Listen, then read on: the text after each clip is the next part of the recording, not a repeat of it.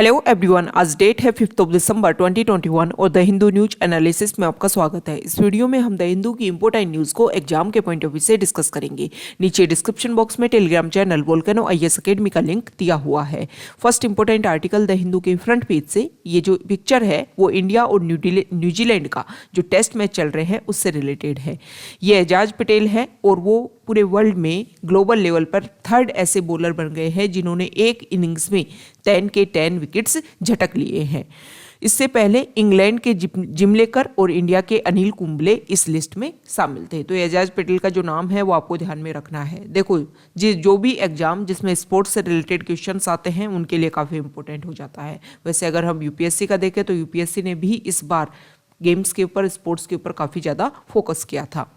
Next important news, ये जो article है वो फार्मर्स से रिलेटेड है। फार्मर्स ने अपने 5 मेंबर्स का एक पैनल बनाया है ताकि वो सारी डिमांड्स जिनको वो कंप्लीट करवाना चाहते हैं, ये 5 मेंबर्स का जो पैनल है वो डिस्कशन करेगा प्राइम मिनिस्टर के साथ में, सेंट्रल गवर्नमेंट के साथ में। अब उनकी डिमांड्स क्या है? वो चाहते हैं कि फार्मर्स के ऊपर जो भी केसेस लॉज हुए हैं इस टाइम में, जब वो एजिटेशन कर रहे थे, विरोध कर रहे थे, तो वो सारे के सारे जो केसेज हैं उनको रिमूव करने की ज़रूरत है।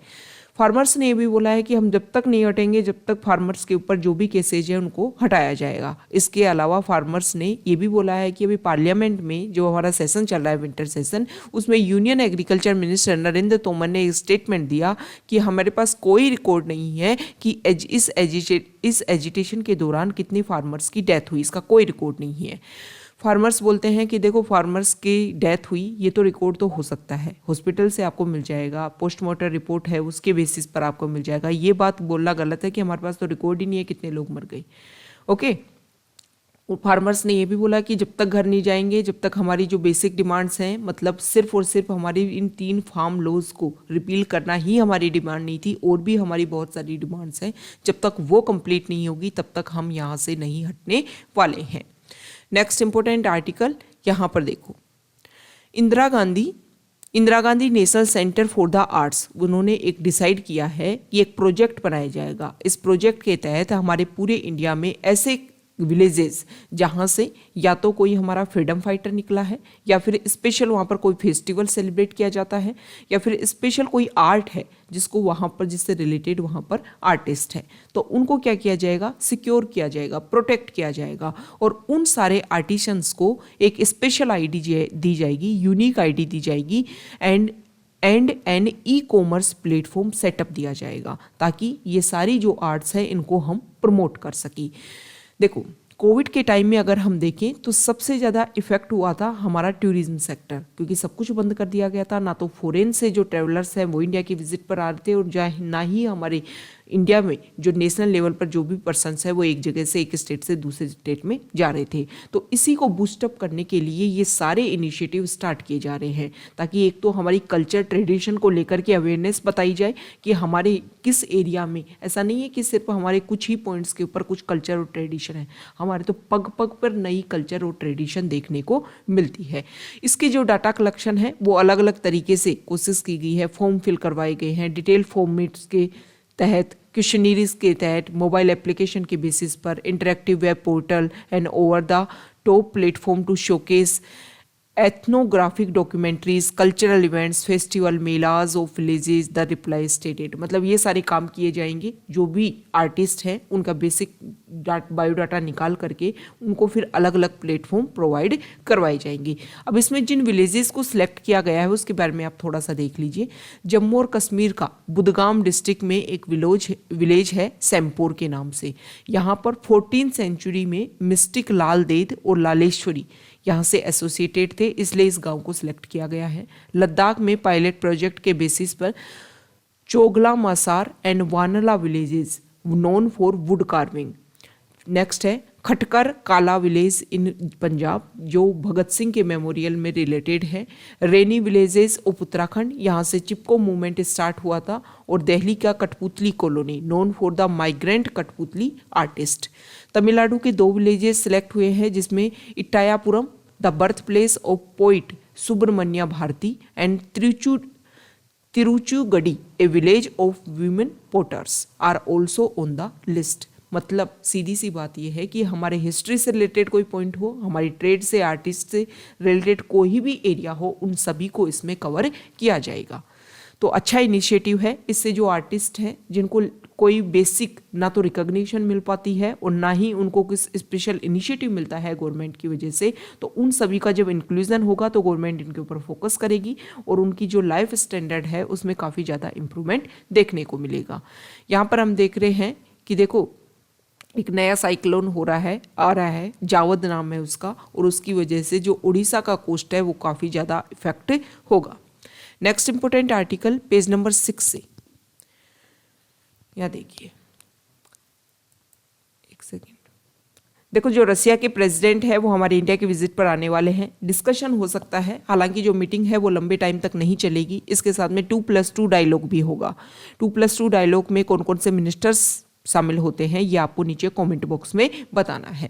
अब इसमें स्पेशली डिस्कशन हो सकता है क्योंकि S-400 मिसाइल डिफेंस सिस्टम है वो हमारे इंडिया में इस साल के अंत तक जो है पहुंचा दिया जाएगा रसिया के द्वारा।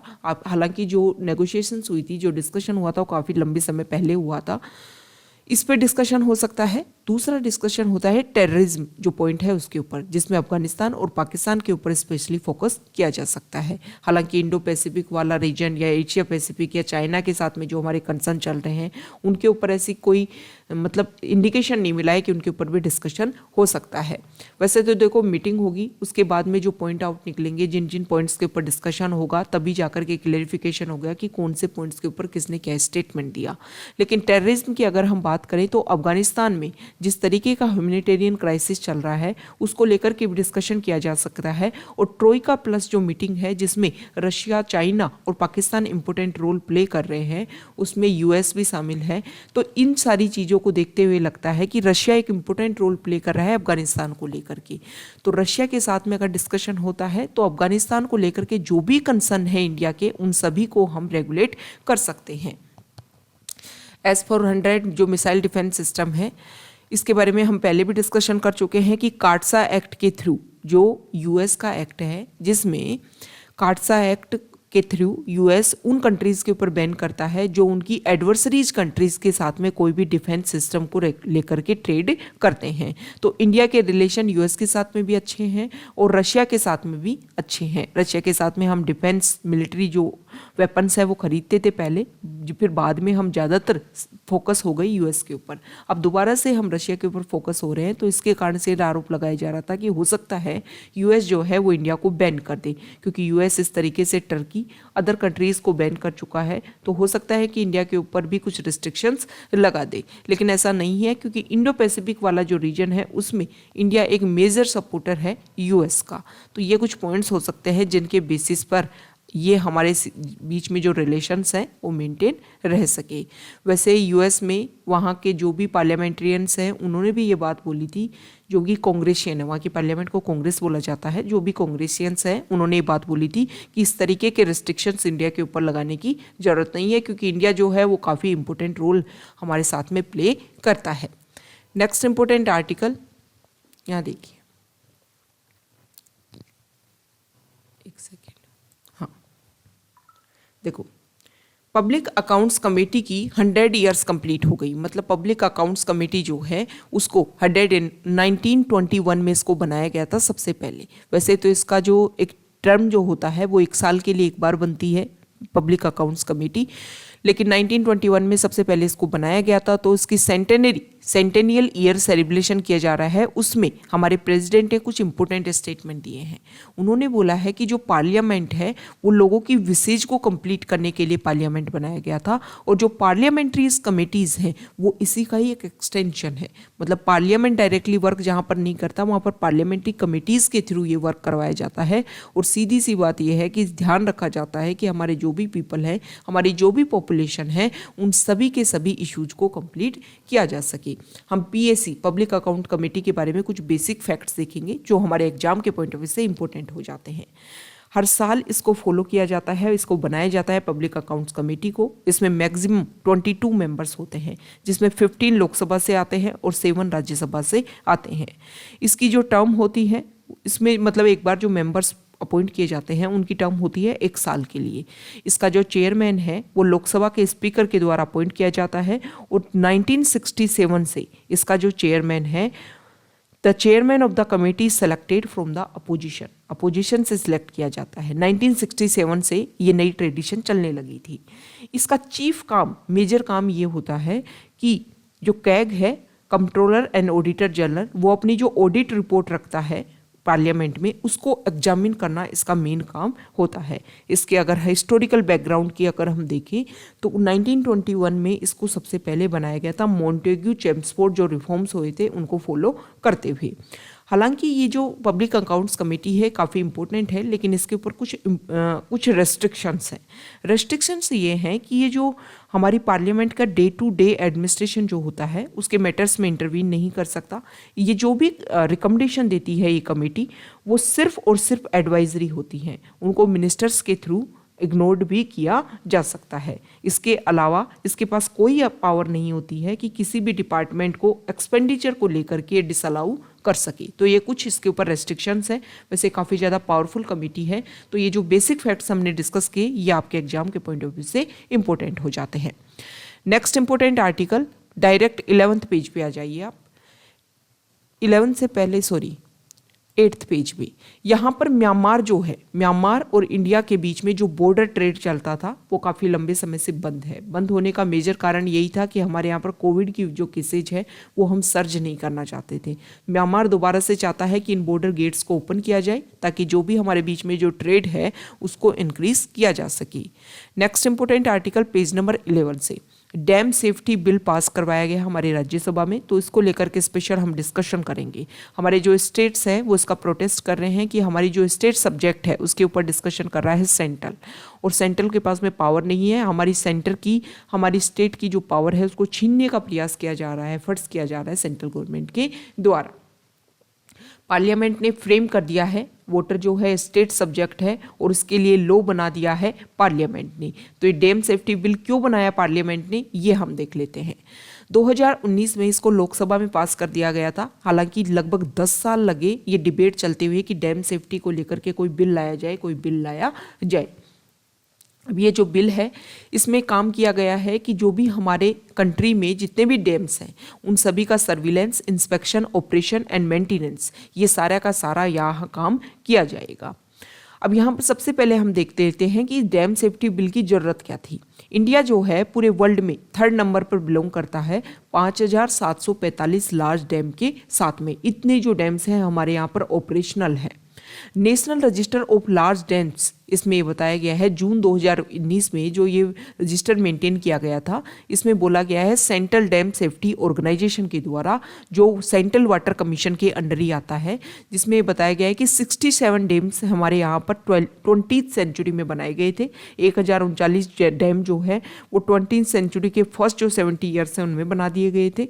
इससे क्या लगता है कि वाटर सेक्टर में ये जो डैम्स हैं वो एजिंग उनमें आती जा रही है, मतलब काफ़ी लंबे समय से बन रहे थे, तो उनकी सेफ्टी एक मेजर कंसर्न था और हमारी कंट्री के लिए ये मैटर ऑफ कंसर्न था। इसीलिए जल शक्ति मिनिस्टर गजेंद्र सिंह शेखावत ने राज्यसभा में बोला कि 1979 से हमने 42 ऐसे इंस्टेंस देखे हैं डैम फेलियर की, जिसमें अगर हम देखें लेटेस्ट अन्नामाया जो रिजर्वियर है कडप्पा डिस्ट्रिक्ट ऑफ आंध्र प्रदेश, जिसकी वजह से 20 पीपल नवंबर 2021 में उनकी डेथ हो गई। तो ये जो इंसिडेंट्स हैं इसी के बेसिस पर ये लगा कि भाई जो डैम है हमारे यहाँ पर काफ़ी पुराने होते जा रहे हैं, एक तरीके से डिग्रेड फॉर्मेशन में होते जा रहे हैं, तो उनको अपग्रेड करने के लिए, उनकी सेफ्टी बनाए रखने के लिए इस तरीके का लॉ होना चाहिए, एक यूनिक लॉ होना चाहिए इंडिया में जो सभी स्टेट्स को कवर कर सके। अब यहाँ पर ये बोला गया है कि देखो even though as the Central Water Commission along with the CDSO has been functioning as the apex body to advise states on issue of dam safety, there is no specific central law that govern the subject। मतलब सिर्फ और सिर्फ central water commission जो है advise करता था states को, भाई इस डैम को देख लो, इसको देख लो। कोई भी सेंट्रल लॉ नहीं था जिससे इस प्रॉब्लम को, इस सिचुएशन को हैंडल किया जा सके। 1986 में एक पैनल बना था एक्सपर्ट्स का, उसने रिकमेंडेशन दी थी कि सेंटर में इस तरीके तरीके का लॉ बनना चाहिए। 2007 में आंध्र प्रदेश और वेस्ट बंगाल की जो असेंबलीज हैं उन्होंने भी रिजोल्यूशन पास किया था और पार्लियामेंट को एम्पावर किया था आर्टिकल 252 के अंडर कि डैम सेफ्टी को लेकर के आप लॉ बना लो। लेकिन इस आर्टिकल के अंडर ये बात होती है कि जो स्टेट आपको पावर देते हैं सिर्फ आप उन्हीं के लिए सेंटर जो है वो लॉ बना सकता है। मतलब 2 या 2 से अधिक स्टेट जो है वो किसी अगर स्टेट सब्जेक्ट को लेकर के आपको पावर देते हैं पार्लियामेंट को, तो पार्लियामेंट लॉ बना सकता है उस स्टेट सब्जेक्ट के ऊपर, लेकिन सिर्फ और सिर्फ वो उन्हीं स्टेट के ऊपर ही इम्प्लीमेंट होएगा। अब 2010 से डिफरेंट वर्जन आ रहे थे इस बिल के, रेगुलर इसको इंट्रोड्यूस किया जा रहा था और तब जाकर के 2019 में जब ये बिल आया और इसको पास कर दिया गया लोकसभा में और अब इसको राज्यसभा में भी पास कर दिया गया है। यह जो बिल है वो डैम जिनकी हाइट जो है 15 मीटर से ऊपर है and between 10 and 15 metre with certain stipulations, उन सभी को ये डैम, ये जो बिल है, ये जो लॉ बना है वो उसको कवर करेगा। इसमें 2 नेशनल इंस्टीट्यूशन बनाए जाएंगे, national committee on dam safety to evolve dam safety policies and recommend necessary regulations. दूसरी बनाई जाएगी नेशनल डैम सेफ्टी अथॉरिटी, ताकि जो पॉलिसीज है, 2 अनरिजॉल्व्ड इश्यूज है 2 स्टेट्स के बीच में, उनको एड्रेस किया जा सके। ये जो पहला हमने बॉडी देखा ये तो पॉलिसीज बनाने का काम करेगा और रेगुलेशंस को रिकमेंडेट करने का काम करेगा, और दूसरा जो अथॉरिटी बनाई जाएगी वो पॉलिसीज को लेकर के इम्प्लीमेंट करने की कोशिश करेगी, 2 स्टेट के बीच में इशू हैं उनको सोल्व करने की काम करेगी। इसमें स्टेट के लेवल पर भी कमेटीज बनाई जा रही हैं डैम सेफ्टी को लेकर के, ताकि जो डैम्स हैं उनकी मेंटेनेंस, ऑपरेशन, कंस्ट्रक्शन, उन सभी को लेकर के जो डैम ओनर्स हैं उनको रिस्पॉन्सिबल किया जा सके। अब ये जो बिल है इसको लेकर के कंसर्न क्यों है? बहुत सारे स्टेट, स्पेशली अगर हम फोकस करें तो साउथ के स्टेट, वो बोल रहे थे कि हमारी जो सॉवरेंटी है स्टेट की उसको आप एनक्रोच कर रहे हो। मेजर अगर फोकस करें तमिलनाडु के ऊपर तो तमिलनाडु 4 ऐसे डैम हैं जो अदर स्टेट में हैं लेकिन उनको रेगुलेट करता है, तो इसके बेसिस पर उनको लग रहा है कि ये सारे जो डैम हैं वो उनके हाथ से चले जाएंगे, क्योंकि वाटर की अवेलेबिलिटी तमिलनाडु के लिए बहुत ज़्यादा जरूरी है। जिसमें अगर हम देखें तो मुल्ला पेरियार जो डैम है वो काफ़ी ज़्यादा इम्पोर्टेंट है। अब इसमें वे फॉरवर्ड की बात की गई है कि भाई क्या होना चाहिए, ऐसा जो हमने काम तो कर दिया, बिल तो ला दिए, लेकिन इसको इम्प्लीमेंट कैसा होना चाहिए। तो वे फॉरवर्ड में बोला गया है कि AIADMK जो बीजेपी की एक अलाई पार्टी है उसके एक मेंबर ने बोला है कि सेंटर ने जो भी डिस्कशन किया है, जो भी लॉ बनाया है, बस उसमें अब जो स्टेट्स हैं उनके साथ में टॉक्स करे ताकि जो फियर है वो उनका कम हो सके और ये जो भी लेजिस्लेशन है उनको लेकर के रूल्स बनाए जा सके। यही तो हुआ था ना, फार्मर्स के लिए लॉ बनाए, डिस्कशन हुआ नहीं उनके साथ में। अब डिस्कशन नहीं हुआ तो उनको फियर हो गया कि भाई उनको तो बर्बाद कर देंगे, सब कुछ जो प्राइवेट ट्रेडर्स हैं उनके हाथ में चला जाएगा और उनके हाथ में कुछ नहीं बचेगा। वो जो डर है उसको निकालने के लिए आपको ये करना होगा कि जब भी आप किसी लॉ को, बिल को बनाओ तो आपको सिर्फ इतनी बात करनी है कि जो उससे इफेक्ट होंगे उन लोगों के साथ में डिस्कशन उसी टाइम होना चाहिए, कमेटीज बनाई जानी चाहिए और डिस्कशन होना चाहिए। नेक्स्ट इंपॉर्टेंट आर्टिकल है, अभी हमने देखा सुधा भारद्वाज जो भीमा कोरेगांव केस में जिनको अरेस्ट कर रखा था, अब उनको बेल दे दी गई है। तो ये जो बेल है इसका नाम इंपॉर्टेंट है, स्टेचुरी बेल या फिर डिफॉल्ट बेल भी बोलते हैं।